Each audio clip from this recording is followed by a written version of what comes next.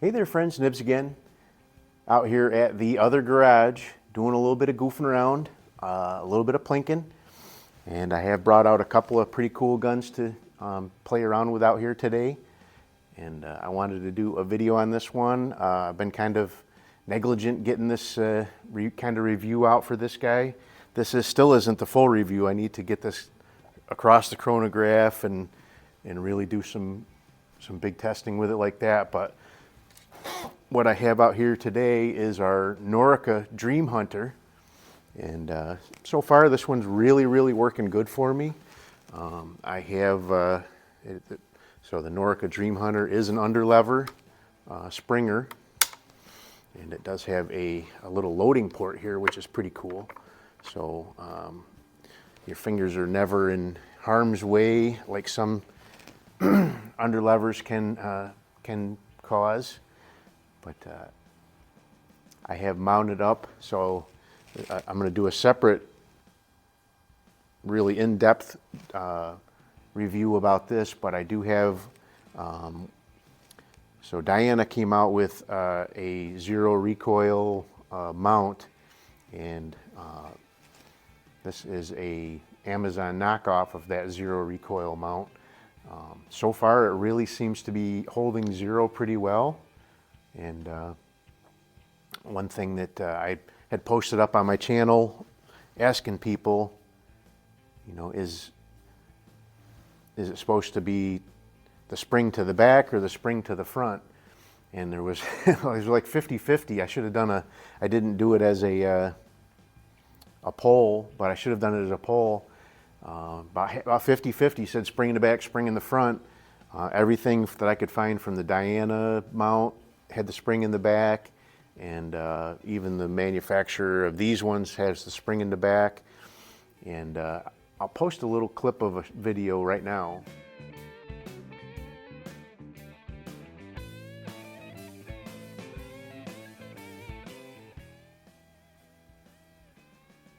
And as you can see in that little video, it is actually, so I captured one myself, but this is from somebody else's channel.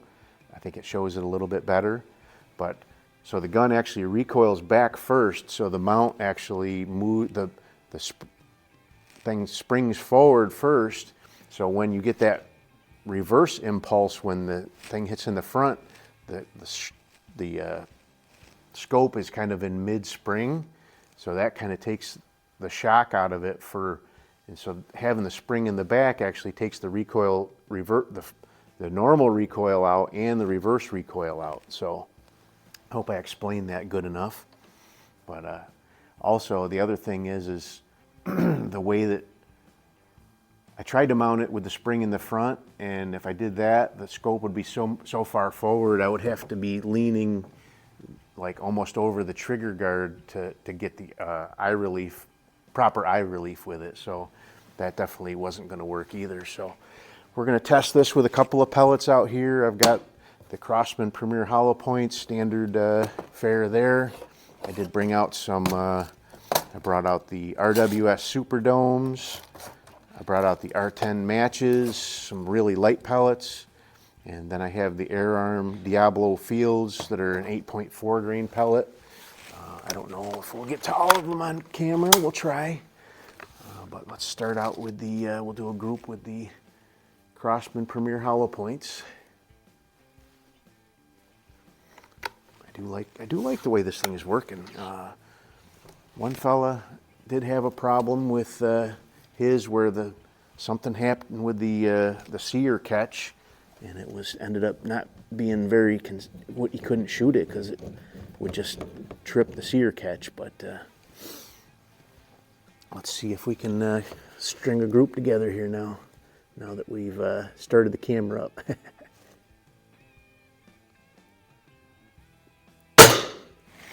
This thing's got some punch.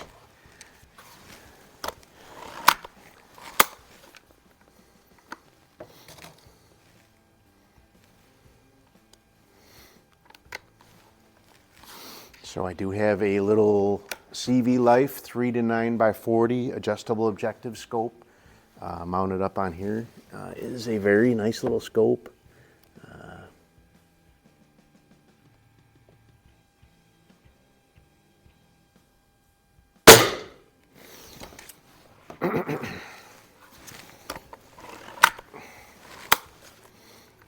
When I do the, I'm going to do it after I'm done with this video. I'm going to do a review on this mount specifically, and I will show my clip of that video in that. I actually have 2 clips from other people's videos, and I have my clip showing the recoil impulse in slow motion. Oh, automatic setting safety, you gotta remember that every time.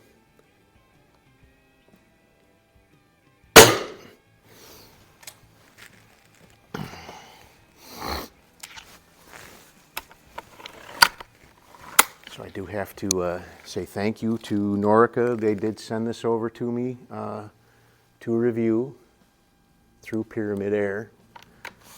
So thank you, Pyramid Air, as well. I am talking with them about getting a few other guns for review.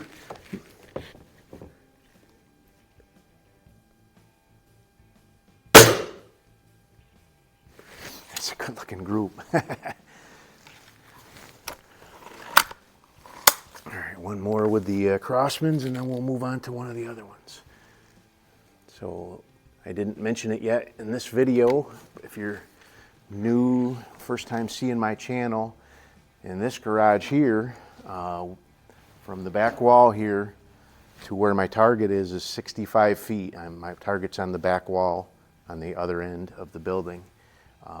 From where my gun sits to where the target is 21 paces, so it is approximately 21 yards. My paces are just a little over a yard, average a little over a yard.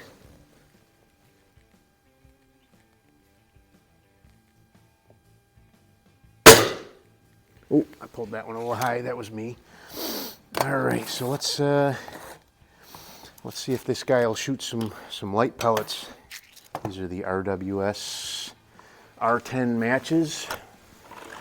Very much the same as the Meisterkuggens, just a little bit, I think they're just a little bit better inspected from what I understand. They definitely have the same profile and all weigh exactly the same. All right, let's take this, let's go to 6 o'clock with these.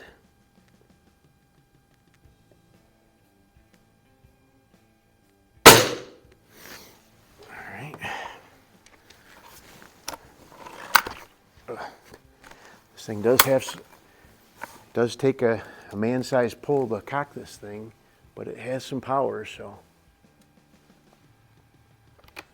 I would guess it's probably in the 35 to 40 pound cocking pull. I'll have to look that up for later. All right, that's not bad.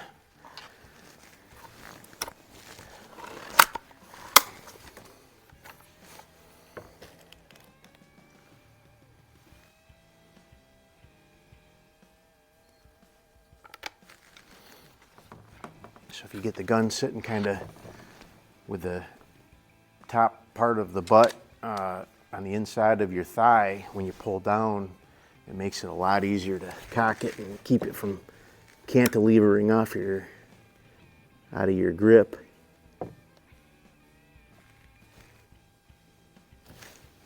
Do a little.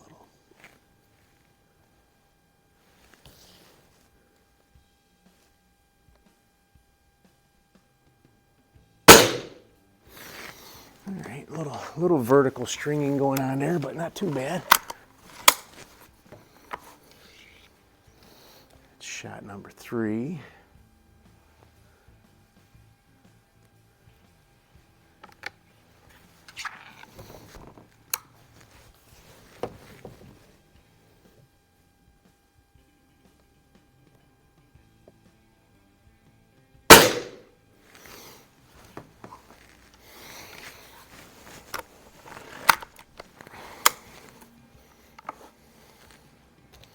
I think it did better with the hollow points, but that's okay. That's why we do these kind of tests. Figure out what's what here. A lot of these guns don't like to shoot wad cutters.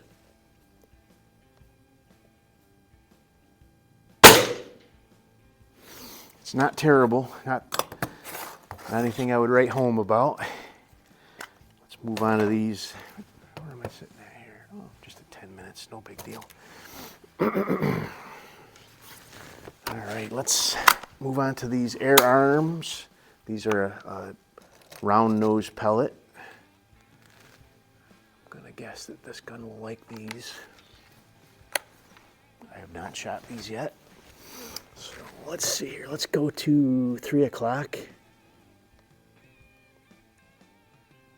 Ooh, a little high.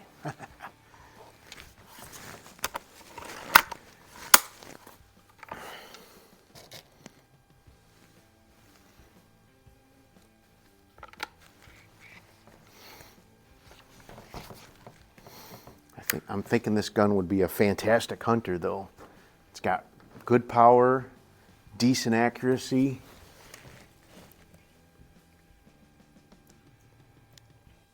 I think this would be an excellent squirrel hunter, excellent rabbit hunter. Just got to find the right pellet.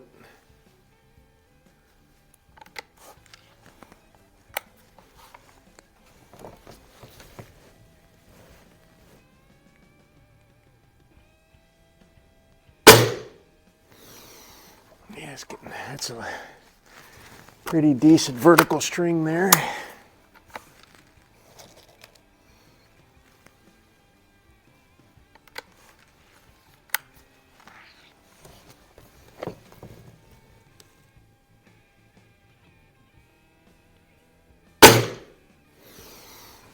But it's not a terrible looking group. If you were settling on these as a pellet, you just bring that point of impact down and you'd be killing some squirrels for sure, killing some cans.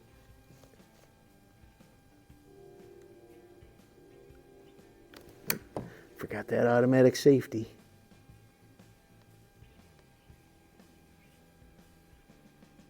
A little high, but not a terrible group. All right, so now we have these super domes.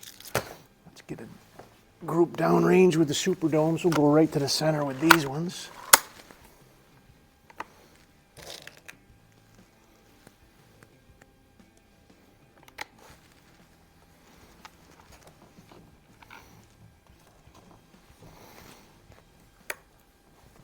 So a lot of people like to do an artillery hold, but I really find that this mount actually, you know, it lets the gun move and do its recoil thing without much restriction. So, and I've had really good luck shooting other springers off of the this bench rest Rock BR. All right, that sounds like a pretty good thump on the wood. So let's see, these are a 8.3 grain, so actually they're just about the same as the as far as what's written on the can, a tenth of grain lower than the air arms. So, but let's see what it'll do. It's kind of weird that the impact came almost back down to where it should be.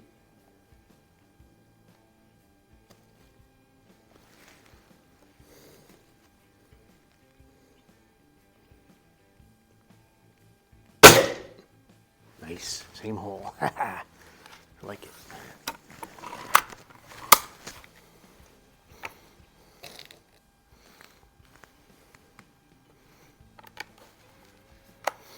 All right.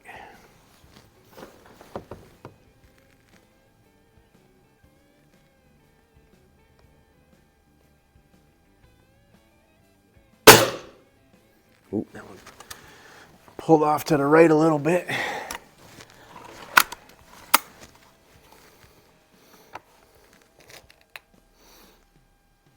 But I think this mount's really kind of doing what it's supposed to do. I've definitely had springers that were lighter than this tear up a scope like this pretty quickly.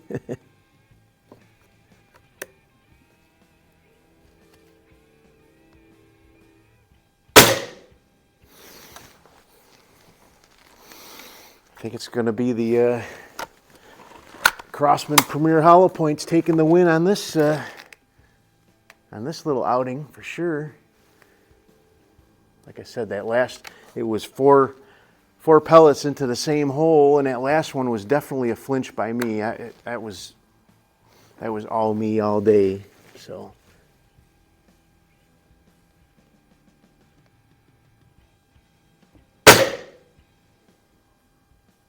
All right, nothing to write home about with that one either, but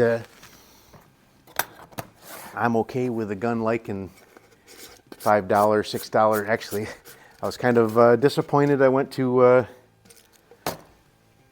Walmart the other day to buy a jar of pickles, and I went over to buy some more pellets, and they raised their prices on all their pellets, pretty much across the board. Everything they carry went up by about $1 a tin. So the hollow points are up to like $6.99 and $7.99. They were at $5.99 and $6.99, and everything else was higher than that, and they all went up by almost exactly $1. So, but still probably the cheapest pellets you can find just about anywhere. So, and they shoot great out of most of my guns. But anyway, there you guys go. That is the Norica Dream Hunter.